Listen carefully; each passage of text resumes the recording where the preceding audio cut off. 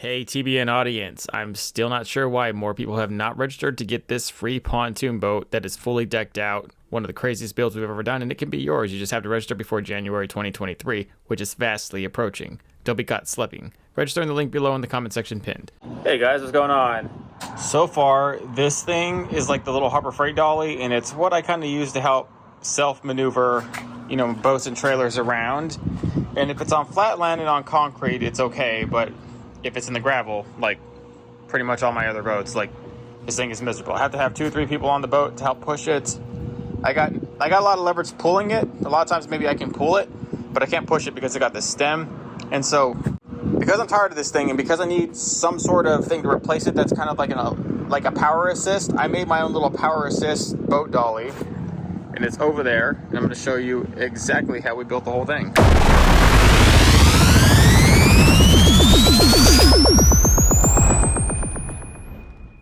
I got here, this is like the parts list, just a very meager parts list. One, I used all scrap steel that I had laying in from other projects, but if you wanted to really do this how I did it, I used 1x3 14 gauge steel tubing, then some 2x2, and then maybe some 1x2. You probably could honestly get away with 1x2 if you didn't want to do 1x3, but 1x3 just seemed a little bit more structurally sound for what we were doing. You need either a 5/8 or a 3/4 inch cold rolled steel. I don't know what these are called. Flanged bearings. They're the same type of bearings that are right in here, inside these little dolly wheels. I found them at the metal shop. I mean, these are steel, these are not. I bought a bunch of these. They come in like 1/2 inch, 5/8, and 3/4. I would give it the thickest axle you could. So if you can go 3/4, go 3/4. But I did 5/8 for all intended purposes because that's what I could find. I went to an RC, like a hobby shop that did RC and remote control airplane parts. I found this little spring, so I used that along the shaft and we'll get to that later. I had to get a drivetrain, so the drivetrain ended up being a 520 chain with 520 chain and sprocket, small and large. This is not it. This is just here. It's a go-kart sprocket, part of a failed design that didn't work initially. Whatever you use, you need to have a small gear and a large gear, whether it's a go-kart sprocket or all the way to a 520 chain motorcycle deal, like how I did. And there's the 420, and I think 320 is a bicycle. I don't think a bicycle chain will do that great, but it might. I personally didn't have a whole lot of faith in it in terms of taking the sheer amount of torque that the motor is going to use. So what we're going to be using for the motor is not this one, like the 2000, but this is just another one I have for a different deal. Dang, that one has a wireless control. I should have used that. I failed. That has a better control. I got the cheap Badland 2,000 pound one, utility winch. Just an ATV utility winch. Not really. It's a smaller one. For actual rolling wheels and tires, these are like the little cheap like dolly tires you can get at Harbor Freight. They sell them for pretty good pricing over there. I would go there and get them. This one, the Air, this one might actually even work for like the rear axle tires. I was gonna initially use this, but I ended up not using this, and you'll see why later. I would use this for a front wheel, but not a rear wheel. And then I ended up using an actual trailer tire for the rear wheel. That's the smallest one, the cheapest one I could find. It was like 50 bucks. There's another one over there. And these will be going on the actual unit in the back. They'll give you the most traction, which will be good because the whole truck itself is not gonna be very heavy at all. And you'll need some leverage. All right, let's turn all this into an electric trailer dolly. You'll also need a welder, but that goes without saying. Truth be told, this welder would probably do all of it. And this is an Easy Flux 125 for $129.99. Get it in a parking lot sale at Harbor Freight. That thing will weld some stuff. Okay, because I forgot this part, what I'm doing right now is just drilling and porting out the end of the 5/8 shaft. And because I took apart that winch and took out the drive gear, got rid of the spool and got rid of the cable, I'm going to weld that drive gear to the shaft, and that will be the basis for the axle that we mount the gear to. That's what we're going to do next.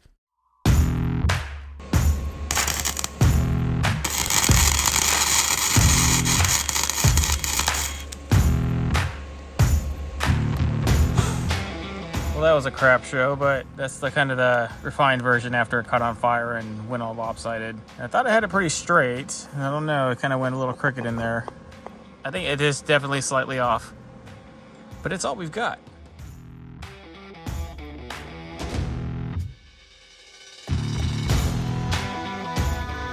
All right, let's see what kind of force this has. We've got the power on, buttons, power connected. So we welded this thing.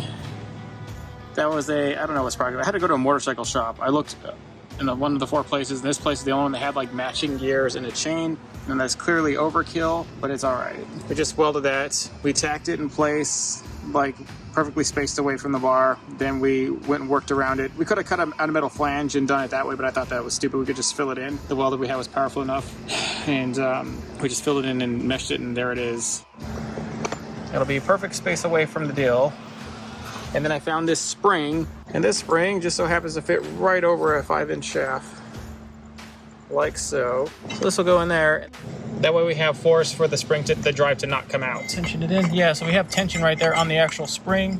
And so that should keep the drive in. The drive shouldn't be slipping in. If it does, we'll double the spring up. Because we want to be able to pull that out to unlock the drive and put it in like a free spinning motions. Out here is going to be more refined towards a seam of 5/8 inch sealed bearings that will hold the shaft straight.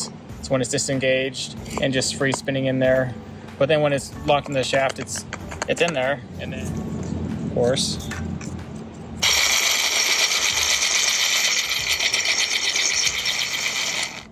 it's pretty fast. That's faster than I thought it would be. Huh. We're in it too deep now to give up. I have a lot of scrap steel from other projects and I just need to find out reasons to use it. So I'm using this 1x3 square tubing. I think it's 14 gauge. So it'll be pretty good. Not quite 16, not 12, 14. It'll be good for this little light duty trailer. We're drilling a big enough hole, we're porting it out with that step down bit, and we're hammering in these bearings. They had a flange. I found out you could just get these. I didn't even know what they were called or where they were, but I found them at the metal shop, and I was like, well, I need those. Those are gonna make this whole thing so much more better. So I put them on each side.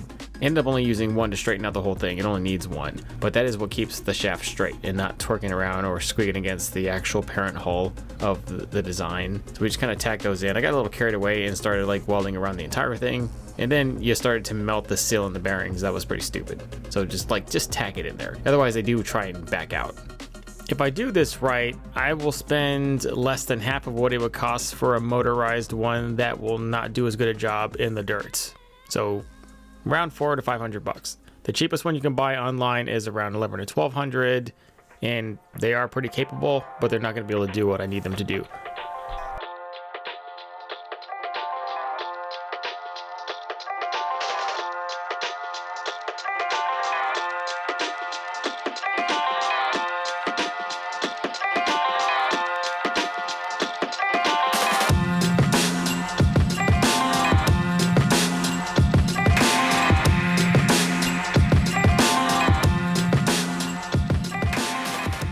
Pretty concerned about the rims now, where I don't know, where I think we're just gonna send it and see what happens, because I don't really know how well this whole design is gonna work and if this thing's gonna burn out on me in the next however seconds. I didn't really do the research on them. I just wanted it. I didn't want to invest too much into a winch and then tinker with it like I did and then fail. But this one I didn't feel too bad on. I don't remember how much it was, but it was, I don't know, I guess it was worth the cost for tinkering and investing and seeing. Once we strengthen the shaft and mount the shaft, I do wonder if like under torque they'll bust. I think the 42 tooth or 40 teeth is like a common size, so maybe we'll just get the smaller size 520 chain sprocket in the back, and hopefully it won't be so big that it almost engulfs the tire.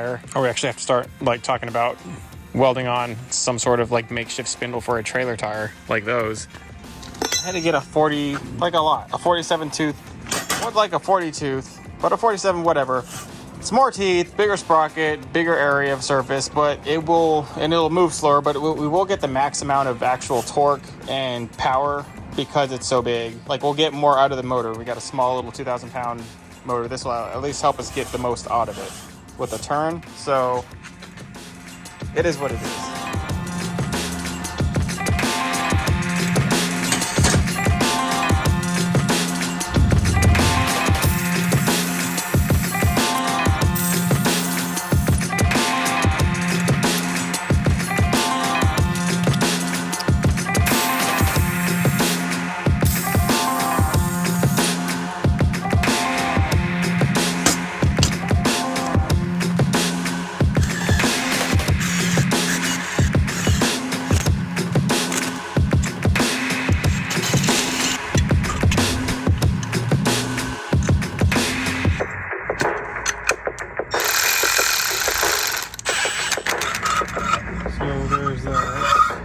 So all this is, so these are the steel bearings we got from like the metal shop.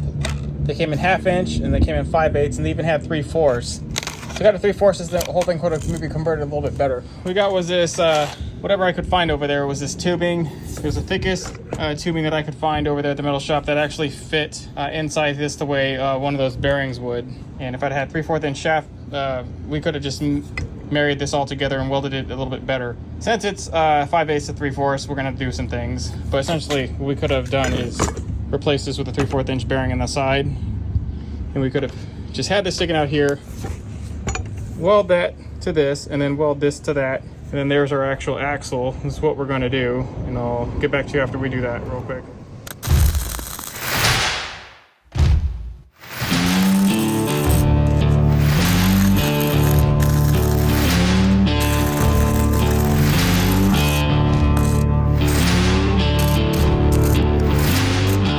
See how well it actually moves and rolls before we commit to anything too serious.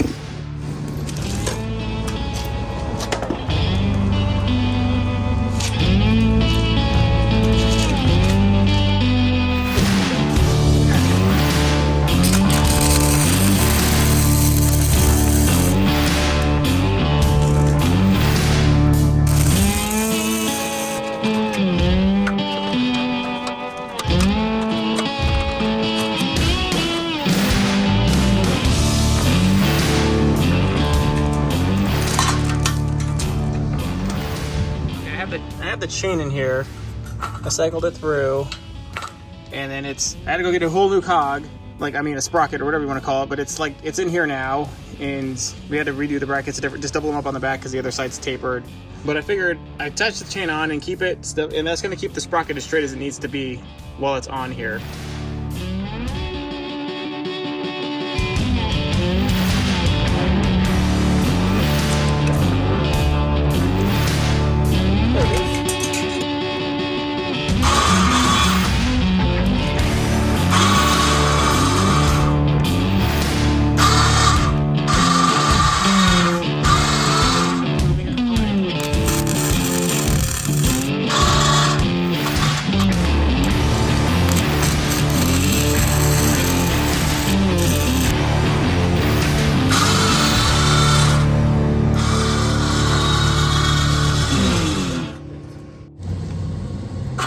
The drive disengages, and I should be able to just free spin it. Yeah. And so I'm thinking about, this is like the original one, which I'm trying to replicate a fairly close size but workable version that's way freaking better. Like, I'm looking at all the things I hate about this thing, and out of that, it's just small, the wheels are too tiny, and it's exceptionally poor build quality, and it's too short. The bigger thing I hate is the stem. Like, this might have been better if it had like a rolling wheel there that you could just press against and push, give yourself a little leverage to use with the wheels. The wheels being bigger would have been a bigger thing, but actual pushing, forget the freaking electric assist. So we are not going to have this. We're going to add an actual third wheel like a bicycle, but it's essentially going to be like a trike with that, which we will raise up taller because that is too short. I don't know who thought that was a good height. I mean, you must have like you either have to have a pretty low sitting trailer, like low, and most trailers that are small enough to even be used by this thing are not low. They're like high, and I just don't know what they were thinking. So I'll be definitely linking whenever we make our bars cross over from here. We'll be doing that. But right now, we're going to make a stem for what's eventually going to be a break off. So I had UHMW plastic lying around, a little scrap sheets left, and so I went ahead and made some bushing, which these are going to act as like bearings for the whole unit since they're super slick and self-lubricating, and just going to act bushings so when we go to turn the head unit, it won't give us any problems.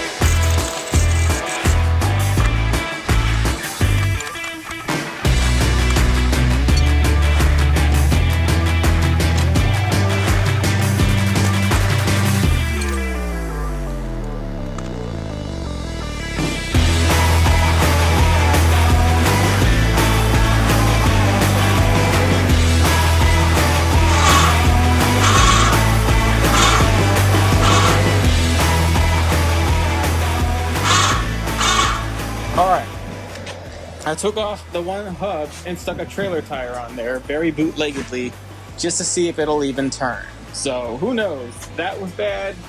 Who knows what else is bad?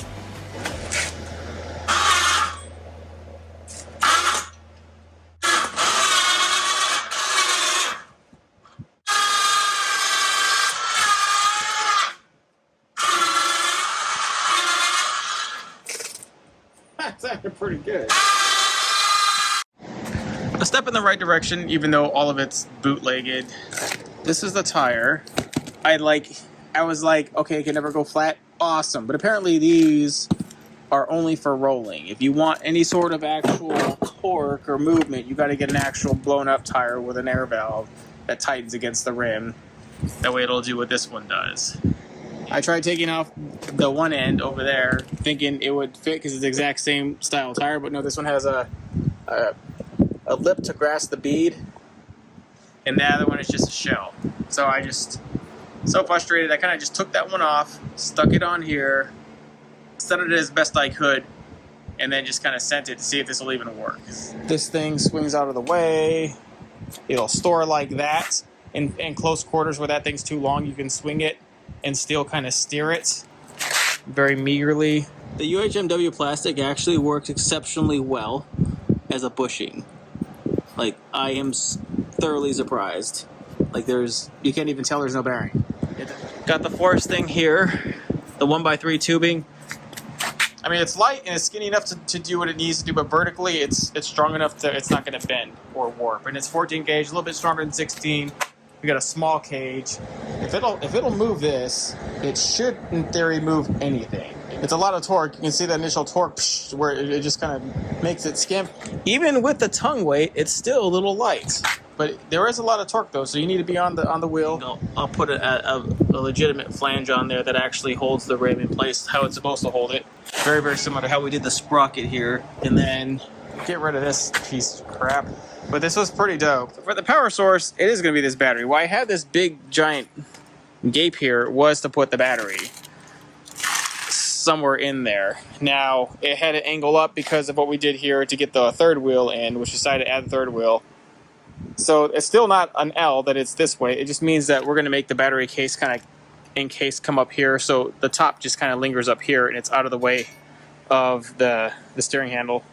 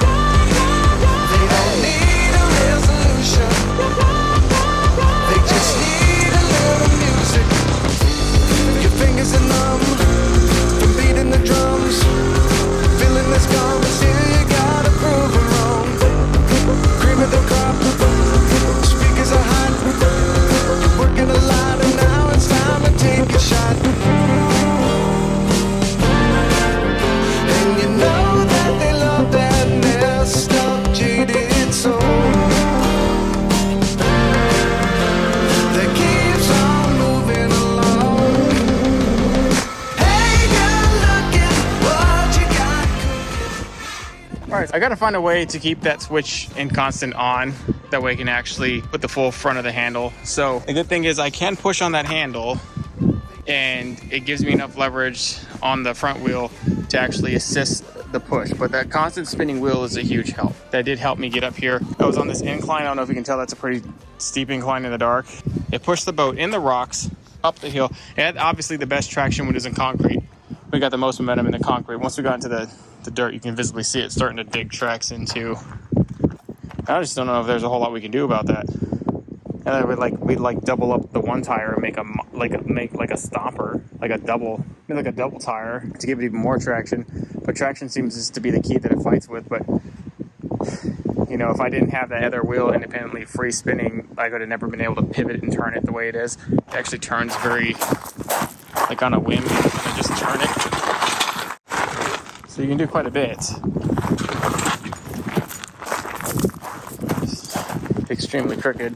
Let me know what you guys think for like constant on switches, like having a constant on switch, and then we're obviously gonna have to extend this wire, probably run better wire, and then run a better breaker somewhere where it doesn't even contact the metal, because this was not a great spot here, because obviously this is not what it's meant to be. But the whole thing works pretty good. What do you guys think about this thing? You guys think it's a winner? I think it's a winner. I think I can finally, once I get this thing tractioned in, I can get some of these boats that are obviously smaller, like this one, all the way to like maybe a 16 foot like that one. I'm pretty sure that thing would probably tow my tandem trailer. If I get this all fitted right and correct, I could probably stick the thing on that and yank that out in the gravel, or push it back in there, whichever it prefers. The bigger deal is, like, you know, getting my diesel truck in and out of here is a show. Only having one truck to move all these boats around is a huge show. So trying to relocate and put these in the best spot. I think once we refine that thing and we figure out how to get the most leverage and traction, it's really going to be a killer, because it is powerful enough. Definitely, once it has traction, it tows that boat. It towed this one, and it towed that one, and it'll tow slightly bigger ones. I don't know if it'll tow like the bass boat. Maybe it'll tow the bass boat on concrete. We'll have to see. That thing was like bending and warping, so this wheel is kind of Dunsky. So we'll make our own specific hub for the axle for this. It's pretty funny though that all happened. So I mean, not a bad start. Clearly some room for refinement. But once this thing is refined, it's going to be one of the best tools I have. Regarding all these open ugly ends, I know people want me, like, I'm going to cap those. I figured like plastic caps on those things not only looks a little cleaner, saves a lot of time between all the cutting. Plus my blade wasn't doing too great. So I just had straight cuts and not anything too terrible. I also have to add some cross beams, one here and then one on here. I just didn't want to add the back cross beam until the chain was there. That'll give this a lot more. Bearings seem to hold, which is good, because the back ones that I made ports for, I forgot to put in. I got a little excited and then welded the sprocket before I put the back ones in. That was like pretty bad. I would say that's like the huge fail. It's like fail of the century. So if these bearings go, then we'll probably have to redo the whole axle. But so far the drive chain, other than the chain stretched, visibly stretched whenever this was under some serious torque, it's like it was not this loose, and then it got really loose once you actually put some stank on it. Where's the floating link? If I could find the floating link right now, I could just shorten it right now. Oh, it's conveniently on the sprocket. Of course you're on the sprocket. Why wouldn't you not be there? Dang it. Also potentially a shroud over this stuff. I also didn't know if I had to cover this. I had to make this piece. The spring kept popping through the hole. There's just a slight big enough gap, so I had to make a 5/8 like shim to stop the spring and keep it in place, because it kept wanting to go through. And it's partially because I didn't sand and refine the weld here on the actual gear sprocket, and that catches the spring and twists it and tries to twist it in here. But before that, it wasn't an issue. So maybe a little bit more attention to detail and less rushing. I mean, I'm gonna come back here and try and refine and paint, sand that without cutting the spring. But the system itself works. I mean, if there's anything I wish I would have had tooled differently, a drill press would have done a lot better for me, because there's some things where I thought I was straight. I did my best to line them up, and they were just so slightly off. And it's different whenever you have like a free floating thing without some sort of drive, but when you start adding a power drive to things, and then there starts to be like slightly off deals, it starts to really complicate your whole model. You have to start redoing things. And so it took me a little bit more time. First time I ever made anything that actually moves independently by itself with a motor. Pretty happy with the design. I am. It's actually exactly what I needed. Put some nice little handle grips on this, figure out a better winch system, and then just send it. The only alternatives to getting this thing, they do make electric ones that do this that are like way better built, obviously, and much more refined. They're smaller, but they were $5,000, probably more with today's inflation costs. But that thing, I swear, it would tow $1 million boat, like an obscenely heavy boat. Probably would tow an actual like travel trailer, and it was like small, but I'm not paying $5,000 for that. The other option was to get a side-by-side, like a cheap one. That's $10,000 just to get into a crappy one. Like, I'm not going to pay all that money just to move boats around. I'll never use that thing anywhere else.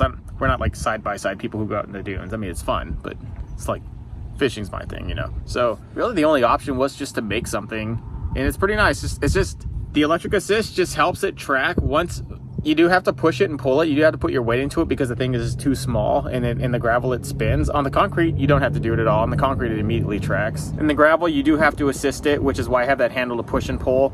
So, but what helps is the constant spinning with the power assist keeps it, well, obviously gives it some traction, some momentum forward, but it keeps the tire from pushing into the gravel and sticking, which is why it's so hard to pull through the gravel anyway. It's not that the boats are terribly heavy, it's just when they sink in the gravel, you can't move it unless you have people to help push or pull it out. It's just, and so that thing honestly does the work of two people.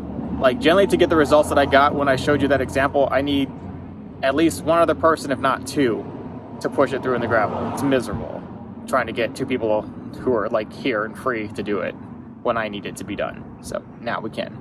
Also, when you get a free chance, check out our website. We don't have anything on here to help build that dolly, but we do have stuff to build a boat that you could eventually tow with this dolly. Think about it.